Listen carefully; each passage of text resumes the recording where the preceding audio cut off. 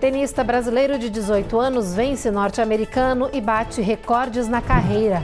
Polícia do Oregon e FBI tentam identificar autor de cartas que estimulam ódio aos imigrantes. Oklahoma discute medida que pode exigir comprovante de cidadania ou status legal de estudantes. A IRS anuncia que 1 milhão de pessoas vão receber cheques do período da pandemia não reivindicados. E autoridades alertam para golpes na emissão do documento Global Entry. Todos os interessados têm de pagar uma taxa não reembolsável de $120 e é preciso ficar atento a cobranças indevidas criadas por agências e sites terceiros.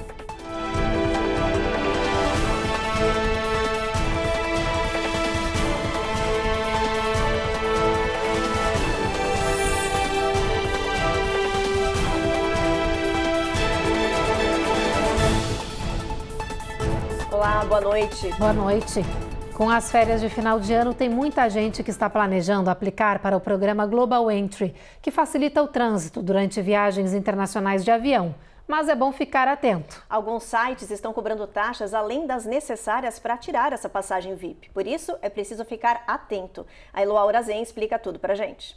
Papai Noel vai ter concorrência, não na distribuição de brinquedos, mas nas viagens aéreas.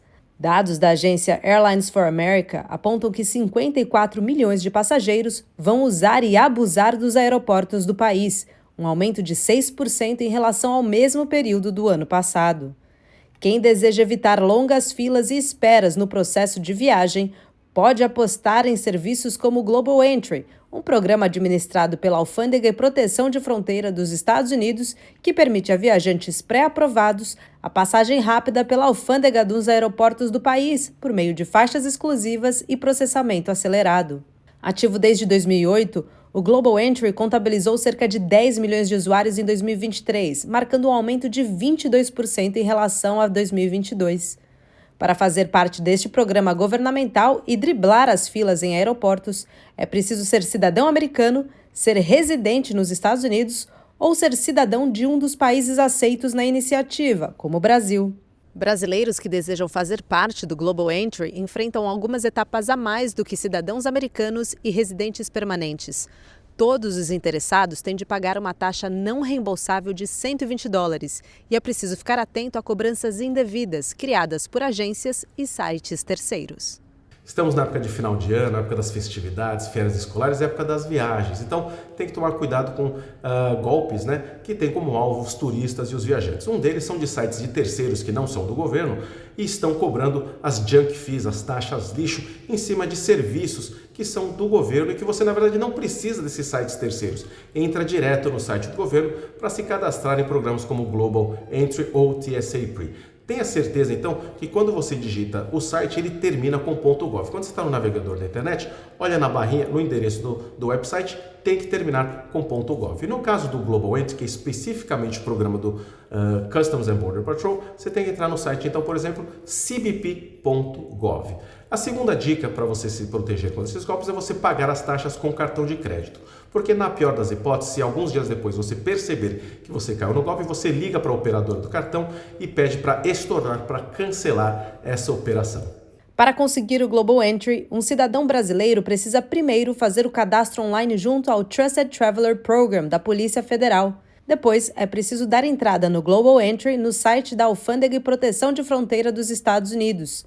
Na sequência, o usuário tem de pagar a taxa não reembolsável e, por fim, agendar uma entrevista com o agente do programa. Os candidatos devem passar por uma verificação de antecedentes e não ter nenhuma violação criminal de imigração ou alfandegária desqualificante. Uma vez aprovada, a associação ao Global Entry é válida por 5 anos. A Polícia Federal do Brasil deflagrou uma operação contra uma organização criminosa especializada no tráfico de pessoas. Foram cumpridos 4 mandados de busca e apreensão e 2 de prisão preventiva em São Paulo. Segundo os agentes, os bandidos aliciavam famílias afegãs em situação de vulnerabilidade no Aeroporto Internacional de Guarulhos, oferecendo falsas promessas de conduzi-las até os Estados Unidos. As investigações seguem em andamento para identificar outros possíveis envolvidos, assim como vítimas que podem ter sido trazidas para cá para trabalhar sob esquema forçado. Mudando de assunto, o xerife de uma região do estado do Oregon fez um pronunciamento, se dizendo preocupado com cartas pedindo que as pessoas rastreiem possíveis imigrantes indocumentados. Ele avisou a população que já entrou em contato com o FBI e que não vai tolerar uma caçada a qualquer pessoa na área. O gabinete do xerife do condado de Lincoln emitiu um comunicado à imprensa condenando as cartas que estão sendo espalhadas pela região, descrevendo-as como perigosas, racistas e de estímulo a crimes de ódio. Curtis Landers disse que está em contato com autoridades federais.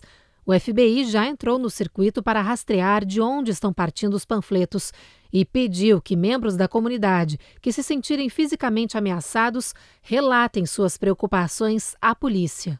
As cartas entregues aos residentes do condado pedem que a população fique alerta enquanto estiver em estacionamentos ou esperando na fila para pegar os filhos nas escolas e para anotar os números das placas dos carros de quem acreditam serem imigrantes sem status legal permanente. Uma ação que, segundo a polícia, estimula intimidações e caçada de estrangeiros no estado. O gabinete do xerife disse que segue comprometido em manter a lei de santuário do Oregon, que proíbe a polícia local, na maioria dos casos, de perguntar sobre o status de imigração ou cidadania de um indivíduo e compartilhar essas informações com autoridades federais. O Oregon se tornou o primeiro estado santuário do país em 1987. Em Oklahoma, o Departamento de Educação está querendo aprovar uma nova e polêmica regra anti-imigração. A medida exigiria que as escolas públicas cobrassem prova de cidadania ou de status legal para matricular os alunos. A ideia, claro, está dividindo opiniões. A medida levantou polêmica e ONGs pró-imigrantes prometeram agir se o Estado levar adiante essa medida radical. Algumas autoridades também questionaram a regra, dizendo que isso levaria várias famílias a não colocarem os filhos nas escolas por medo de deportação. O Departamento de Educação disse que a medida seria uma forma de acabar com o conceito de escolas santuário em Oklahoma, e isso faria um menor número de indocumentados pararem no estado. Pela regra proposta, um número pequeno de indocumentados seria autorizado nas escolas públicas, desde que eles fossem registrados como estudantes sem status, com informações disponíveis ao governo, algo nunca pedido antes. Essa política anti-imigração de Oklahoma é uma das 7 novas propostas de mudanças nos códigos administrativos do Departamento de Educação, que tem força de lei. A regra foi aberta para discussão popular. As informações estão abertas no site do departamento. O setor está aceitando comentários públicos por escrito até o dia 17 de janeiro. Depois disso, a medida será votada. Depois do intervalo, a gente traz os detalhes de um brutal ataque no metrô de Nova York. E na Califórnia, a polícia anuncia a prisão de uma mulher ao tentar embarcar com objetos explosivos em avião.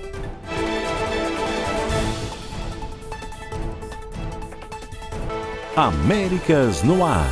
Oferecimento Uninter, a melhor faculdade para brasileiros nos Estados Unidos. Acesse uninteraméricas.com e inscreva-se já. Sendwave. Envie dinheiro para o Brasil sem taxas de envio. Aproveite $15 com o código promocional RECOR15 no seu primeiro envio. Ih, ô Evelyn, tá distraidão aí, tá vendo? Ih, que vacilo. Por que você não aproveita esse momento então para se inscrever aqui no canal, dar aquela curtida e deixar um comentário gostoso? A gente vai adorar, não esquece, né? Ativa o sininho, hein? Ativa o sininho.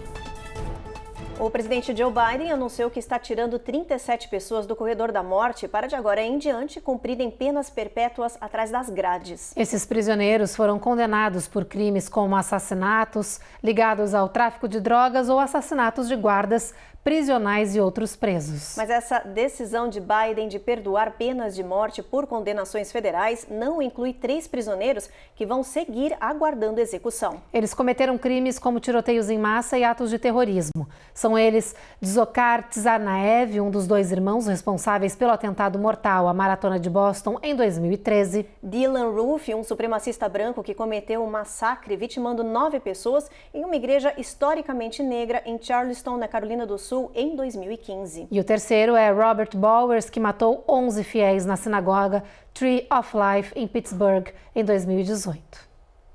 E um ataque brutal chocou moradores de Nova York. Um homem ateou fogo e matou uma mulher que dormia dentro do vagão de um metrô. A polícia prendeu o suspeito, que foi identificado como um indocumentado da Guatemala, que está morando em um abrigo temporário de Nova York. A Carolina Camargo tem as informações. O crime chocou a cidade de Nova York e as autoridades pela frieza do agressor. O homem usou um isqueiro e ateou fogo na mulher que estava dormindo sentada dentro de um dos vagões do metrô da Big Apple no domingo de manhã. Câmeras de segurança do sistema de transporte público registraram a vítima em chamas. Os agentes locais chegaram rápido e usaram um extintor de incêndio, mas a mulher foi dada como morta no local. Um imigrante indocumentado da Guatemala, de 33 anos, foi preso acusado de cometer o ataque. Na coletiva de imprensa, a polícia disse que o homem simplesmente ficou sentado em um banco na plataforma, do lado de fora do trem, assistindo a mulher ser consumida pelas chamas. Depois, ele foi embora andando. O indocumentado, identificado como Sebastian Zapeta Khalil, teria morado em abrigos para imigrantes na cidade de Nova York. Segundo o jornal New York Post, ele já chegou a ser deportado dos Estados Unidos em 2018, mas voltou ao país novamente de forma ilegal. O suspeito está detido enquanto a investigação segue em curso. As penas, elas são no mínimo de 20 anos de prisão, já que estamos falando em homicídio de primeiro grau, uma vez que o criminoso ateou fogo na vítima e ficou assistindo ela pegar fogo. Isso dá no mínimo de 20 anos a prisão perpétua, desde que foi declarada inconstitucional a pena de morte no estado de Nova York. Agora, os próximos desdobramentos acentuam a crise entre a questão dos migrantes indocumentados no país e os americanos. É importante acentuar que esse é um crime bárbaro, não é um crime que foi praticado em razão de uma situação de vulnerabilidade. Nenhuma pessoa ateia fogo em outra por razões de não ter moradia, não ter emprego. Ele tem que ser punido com rigor e nas forças da lei. E é um crime que sai da regra dos delitos normalmente praticados por migrantes ilegais, como pequenos furtos e roubos. Não podemos acentuar essa crise humanitária por conta de um único indivíduo. Ainda em Nova York, o suspeito de matar a tiros em Manhattan, o CEO de uma das maiores seguradoras de saúde do país, compareceu na corte e alegou inocência. Já no Arizona, um homem passou inseticidas em vários itens de um supermercado, incluindo frutas, e provocou pânico. É a hora do nosso giro de flagrantes de hoje. Em Mesa, no Arizona, Charles Smith contaminou frutas, legumes e comida com um spray inseticida dentro de um supermercado lotado. Ele gravou toda a ação e exibiu o vídeo nas redes sociais. O homem foi identificado e preso logo em seguida. Charles foi acusado de envenenamento, danos criminais, perigo à população e prejuízo de mais de $1.000. O homem alegou que era famoso na internet por fazer esses tipos de pegadinhas com apostas e que ganhava entre $6 e $10 mil por mês apenas para realizar esses atos. A polícia chamou de brincadeira de mau gosto e prendeu o suposto influencer. Susto em um ônibus escolar em Charlotte, na Carolina do Norte.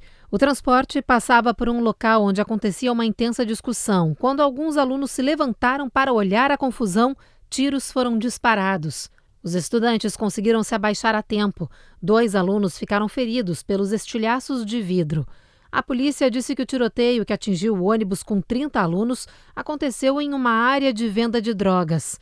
Paris Louis Bynum, de 20 anos, foi um dos responsáveis pelos disparos. O homem, que tem um longo histórico criminal, foi preso. Outros suspeitos estão sendo procurados. Em Nova York, Luigi Mangione, suspeito de atirar e matar o CEO de uma das maiores seguradoras de saúde do país em dezembro, compareceu hoje à corte para ouvir as 11 acusações federais e estaduais. O americano, de 26 anos, se declarou inocente de todos os crimes, incluindo assassinato, terrorismo doméstico, posse ilegal de armas e falsificação de documentos.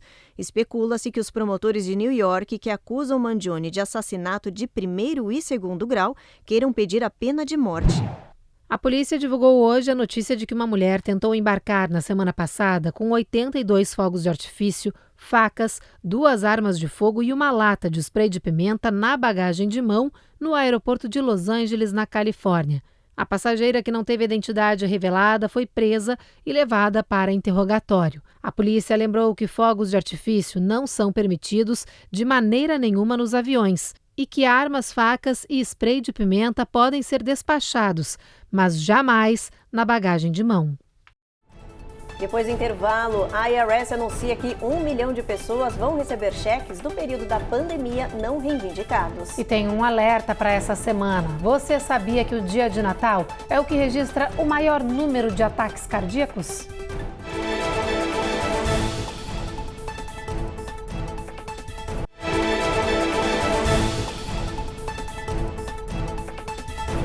Um milhão de pessoas vão receber um cheque que pode passar de $1.000 da Receita Federal no próximo mês. O valor é para compensar os contribuintes que nunca reivindicaram os créditos do benefício da Covid-19 que foram oferecidos em 2021.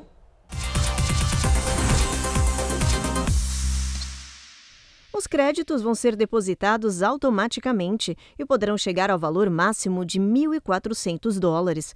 Os pagamentos serão destinados àquelas famílias que se qualificaram a receber o benefício financeiro do governo federal durante a pandemia de Covid-19, mas que nunca reivindicaram o dinheiro. O IRS identificou cerca de 1 milhão de contribuintes que têm direito a esse crédito ou que receberam menos do que o valor total. A Receita Federal disse que a quantia será enviada em um cheque para a casa das pessoas até o final de janeiro de 2025 e que não é preciso fazer nada. O IRS tem os dados de todos os contribuintes que declararam o imposto de renda em 2021 e não receberam esses valores. Mudando de assunto, o Procon de São Paulo notificou a empresa norte-americana Stanley, que produz as garrafas térmicas que são vendidas mundialmente. O órgão brasileiro quer saber se os 2,5 milhões de modelos recolhidos aqui nos Estados Unidos também foram vendidos no mercado lá no nosso país. Os produtos alvos do recall são estas 2 garrafas. Os modelos estão provocando queimaduras por causa de defeitos na rosca das tampas. A marca, que se popularizou nas redes sociais, recebeu mais de 90 reclamações de todo o mundo sobre irregularidades quando a garrafa fica quente demais. O recall nos Estados Unidos teve início neste mês de dezembro. No Brasil, esses modelos com defeitos não estão no site oficial, mas aparecem para venda em diferentes lojas online do país. Agora a gente traz um alerta de saúde. Você sabia que o dia de Natal é tradicionalmente de recorde no número de ataques cardíacos? Olha, os médicos dizem que essa alta incidência de casos pode ter muitas explicações e que muitas vezes podem ser evitadas. Com a mudança na rotina durante as festas de fim de ano, o coração pode dar sinais. E não estamos falando de sentimentos. É que neste período de comida e bebida com fartura, a saúde desse importante órgão pode ficar comprometida. O problema ficou conhecido como Síndrome do Coração de Feriado, que representa o aparecimento de doenças cardíacas durante os feriados de fim de ano. A American Heart Association diz que o risco de ataques cardíacos pode aumentar até 37% nessa época. O problema afeta principalmente as pessoas com histórico de doenças cardiovasculares. Mas há também casos em indivíduos sem diagnóstico prévio, cuja primeira manifestação ocorre na forma de um infarto. Se você sentir até um dia após um feriado, como Natal, Ano Novo, ou um fim de semana de comemoração, a sensação de que os batimentos estão irregulares, descompassados, acelerados, junto com a sensação de tontura ou sensação de desmaio, ou desconforto no peito, ou sensação de cansaço para atividades que costumava fazer habitualmente, como subir escadas de sua casa, esses podem ser sinais da Síndrome do Coração do Feriado, Holiday Heart Syndrome, em que geralmente o consumo maior de bebida alcoólica pode desencadear arritmias atriais, mais comumente a fibrilação atrial, que acaba por comprometer o enchimento, das coronárias e do coração, causando essas manifestações clínicas. Pode acontecer em pessoas que não tinham nenhuma doença cardíaca ou comorbidades, mas aquelas pessoas que são hipertensas, que têm diabetes ou que já tiveram infarto, por exemplo, a manifestação pode ser muito mais séria. Para evitar a síndrome do coração de feriado, os especialistas recomendam manter os medicamentos em dia, caso você já faça uso de remédios para controlar a hipertensão, diabetes ou colesterol. Evite também comer e beber em excesso, ficar muito tempo exposto a temperaturas muito baixas. Fuja do estresse, mantenha uma boa rotina de sono e aproveite os dias de folga para descansar. O Programa Nacional de Acesso à Saúde, o Affordable Care Act, também conhecido como Obamacare, está no caminho para mais um ano de recorde de inscrições. Os centros de serviços do Medicare e Medicaid disseram que 16,6 milhões de pessoas se inscreveram para ter a cobertura a partir de 1º de janeiro do ano que vem. O número é um recorde de inscrições no programa do governo. Ainda segundo os dados de todos esses inscritos, a maioria é referente à renovação do plano e 2 milhões são de novos cadastros. E atenção, porque o prazo para as inscrições para adquirir o Plano Federal de Acesso à Saúde termina no dia 15 de janeiro. Se você se inscrever agora, sua cobertura vai começar a valer em fevereiro de 2025. A seguir, tem os detalhes do acidente com drones em Orlando que deixou pessoas feridas em um festival de luzes. E tenista brasileiro de 18 anos vence norte-americano e é campeão do Next Gen ATP Finals.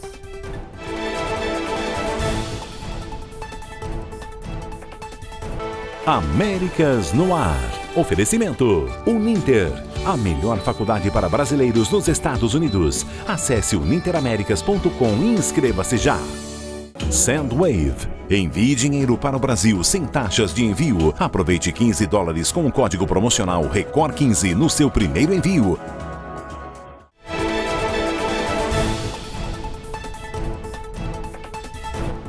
Um show aéreo de luzes com drones terminou em tragédia em Orlando, na Flórida. Os dispositivos começaram a despencar do ar sem explicação. Várias pessoas que estavam assistindo ao espetáculo tiveram que sair correndo. Muitas ficaram feridas, incluindo um menino de 7 anos que foi internado em estado grave.